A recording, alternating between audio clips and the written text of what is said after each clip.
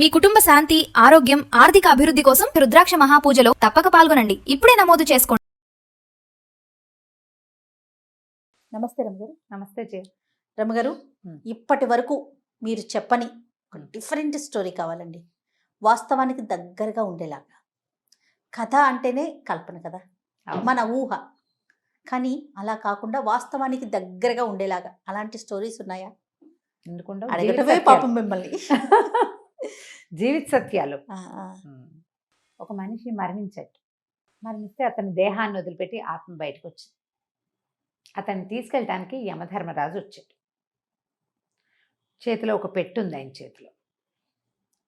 వచ్చి, నాయనా నీ సమయం అయిపోయింది, నువ్వు మరణించావు, పద మనం వెళ్దామన్నాడు. అనేసరికి మనిషి చాలా దుఃఖపడ్డాడు. అయ్యో, చాలా ఆశలు ఉన్నాయి జీవితం మీద, చాలా కోరికలు ఉన్నాయి, అప్పుడే నా సమయం అయిపోయిందా నాయన అని దేవుణ్ణి అడిగాడు. యమధర్మరాజు అన్నాడు, అయిపోయింది నాయన, సమయం ఎంత మటుకుందో, నీకు ఆశ, నీ కోరిక, నీ ఉద్దేశం, నీ అభిప్రాయము అవసరం లేదు. ఇక్కడ నీకున్నది అలా సమయం, అది అయిపోతే వెళ్ళిపోవటమే. అది అయిపోయింది, నేను తీసుకెళ్ళడానికి వచ్చాను, పద అన్నాడు. ఆ చేతిలో పెట్టేమిటి స్వామి, నా కోసమైనా తెచ్చారు అన్నాడు. అవునన్నాడు ఆయన. ఏది నా కోసం తెచ్చిన పెట్టెలో ఏమున్నాయి అని అడిగాడు. ఏమున్నాయి స్వామి? నీకు సంబంధించినవి ఉన్నాయి నాయన అని చెప్పాడు యమధర్మరాజు. అయితే నా ఆస్తి, నా భూములు, వాటికి సంబంధించిన పత్రాలు అవి ఉన్నాయా అన్నాడు. అవన్నీ భూమికి సంబంధించినవి నాయన, అవి ఇక్కడే ఉంటాయి.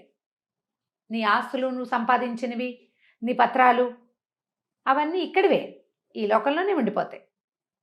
అయ్యో, అయితే నా ప్రజ్ఞ, నా తెలివితేటలు అవి వచ్చినాయా, అవి ఉన్నాయా ఆ పెట్టెలో అన్నాడు. నీ ప్రజ్ఞ, నీ తెలివితేటలు, నీ తలుగు ప్రతిభ అవన్నీ కూడా ఆ సమయానికి సంబంధించినవి, కాలానివి. అవి సిచ్యువేషనల్గా. నువ్వు ఒక ఇంట్లో పుట్టావు, ఆ ఇంట్లో ఉన్న వాళ్ళు చాలా తెలివిగలవాళ్ళు, వాళ్ళ తెలివి నీకు వస్తుంది, అది ఆ సమయంది, అది కూడా ఇక్కడే ఉండిపోతుంది. అయితే మరి ఇందులో నా జ్ఞాపకాలు ఉన్నాయా స్వామి? నీ జ్ఞాపకాలు కాలానివి నాయనా, అవి కాలగర్భంలో కలిసిపోతాయి. అయితే నా స్నేహితులు ఉన్నారా ఇందులో? నీ స్నేహితులు ఏముంటారు, వాళ్ళు కొంత మటుకే నీతో వస్తారు, వాళ్ళు వచ్చే సమయం అయిపోయింది, నువ్వు సమయం దాటేసావు కదా, వాళ్ళు అక్కడే ఆగిపోయారు. అయితే నా భార్య, నా బిడ్డలు, నా తండ్రులు వాళ్ళంతా ఉన్నారా ఆ పెట్టెలో? ఆయన అన్నాడు, వాళ్ళంతా ఒక నాటకంలో నీతో పాటు ఉన్న సహపాత్రధారులు. నాటకం అయిపోయింది, వాళ్ళ దారిని వాళ్ళది, నీ దారి నీది. అయితే నా శరీరం ఉందా స్వామి అన్నాడు. నీ శరీరం ధూళికి చెందింది, ధూళితో తయారైంది, అది దుమ్ములో మట్టిలో కలిసిపోతుంది. అతను ఆశ్చర్యపోయాడు. అయితే ఇందులో ఏముంది, నాకు ఇవ్వండి అని ఆ పెట్టె లాక్కున్నాడు. పెట్టె తెరిచాడు. పెట్టె ఖాళీ, అందులో ఏం లేదు. మనిషి ఏడవటం మొదలుపెట్టాడు. ఏంటి, నాదేం లేదా? పెట్టె ఖాళీయా? నా జ్ఞాపకాలు నావి కాదు, నా ప్రతిభ, నా ప్రజ్ఞ నావి కాదు, నా భార్యా బిడ్డలు వాళ్ళు నా వాళ్ళు కాదు, నా స్నేహితులు వాళ్ళు నా వాళ్ళు కాదు, నా భూమి, నా పత్రాలు, నేనెంతో ఆర్జించాను, అదంతా నాది కాదు, ఆఖరికి నా శరీరం అది నాది కాదా? ఈ పెట్టెలో ఏం లేదే, ఏమిటి నాది, ఏది అని అడిగాడు. నువ్వు బతికిన కాలమే నీది, దాన్ని సొంతం చేసుకో. అప్పుడు నువ్వు చేసిన మంచి చెడు మాత్రమే నీవి. నువ్వు తిన్నది, తాగింది, అనుభవించింది ఏదీ లేదు, మంచి లేదా చెడు, వాటిని ఆలోచించుకొని నువ్వు ప్రవర్తించాలి. నువ్వు బతికిన కాలము మాత్రం దాంట్లో నువ్వు చేసిన మంచి చెడులని మాత్రమే నువ్వు తీసుకొస్తావు. శరీరము, భార్య, పిల్లలు, స్నేహితులు, డబ్బు, నీకున్న పేరు ప్రఖ్యాతులు ఏవి నీవి కాదు, అవి ఏవి నీతో పాటు రావు. నువ్వు సంపాదించింది మొత్తం వెనకాలే ఉంటుంది. నువ్వు చేసిన మంచి నీతో వస్తుంది, చెడు అది కూడా నీతోటే వస్తుంది. చెడు వల్లే నువ్వు ఎక్కడ పుడతావు, ఎలా పుడతావు, ఎంత దౌర్భాగ్యమైన పుటకొస్తుంది నిర్ణయింపబడుతుంది. మంచి వల్లే నీకెంత మంచి జీవితం భావి రాబోతోందో నిర్ణయిస్తుంది.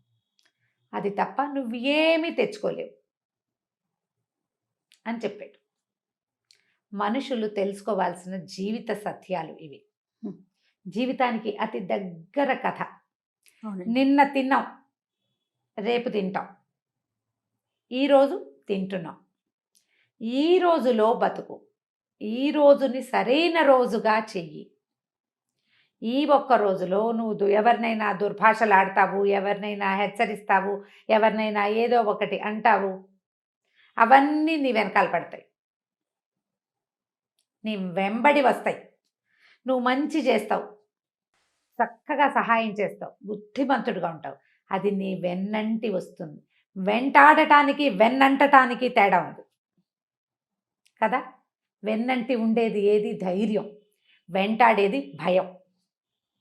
ఏది కావాలి నీకు? మనుషులకి కావాల్సింది ఏంటి?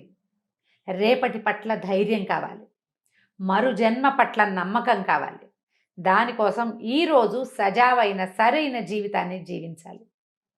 మృత్యువు తప్పదు. ఎవ్వరూ ఇక్కడ పేటేసుకొని కూర్చోరు. మనం వెళ్ళక తప్పదు. మంచి చెయ్యి, మనిషిగా జీవించటానికి ప్రయత్నం. జీవించలేకపోతాం. మనకి జీవితంలో ఎన్నో ఆటుపోట్లు వస్తాయి. మనం బతికే బతుకులో అసలు మనం మంచి చేసి చేయగలిగే అవకాశం కూడా ఉండదు. ఎట్లా కొట్లా కష్టపడి బతకాలి. మన పొట్ట నింపుకోవడానికి, మనతోటి ఉన్న వాళ్ళ పొట్ట నింపడానికి మనకి ఇక సరిపోవట్లేదు అనుకో, ఇక నువ్వు మంచి చేయలేవు. చెడు చేయకు, కనీసం చెడ్డైనా చేయకుండా ఉండు. అదైనా నీ వెన్నుతోడుగా వస్తుంది. అదే నువ్వు పెట్టె నింపగలుగుతావు దాంతోటే. లేకపోతే ఖాళీ పెట్టే జీవితం. ఖాళీ పెట్టెల్ని చేసుకోవద్దు. మానవ జీవితం అత్యంత దుర్లభమైనది. మనలాగానే ఎన్నో లక్షల జీవరాశులు ఉన్నాయి ప్రపంచంలో. మనిషి ఒక్కడికే భగవంతుడు బుద్ధి, జ్ఞానము, హృదయము, మనసు, ఆత్మ ఇన్ని పెట్టాడు. వీటన్నిటినీ సాటిస్ఫై చేయాలి, సరి అయిన మార్గానికి తీసుకెళ్ళాలి. ఇది ప్రతి వాడు ప్రతి క్షణము గుర్తు చేసుకోవాలి.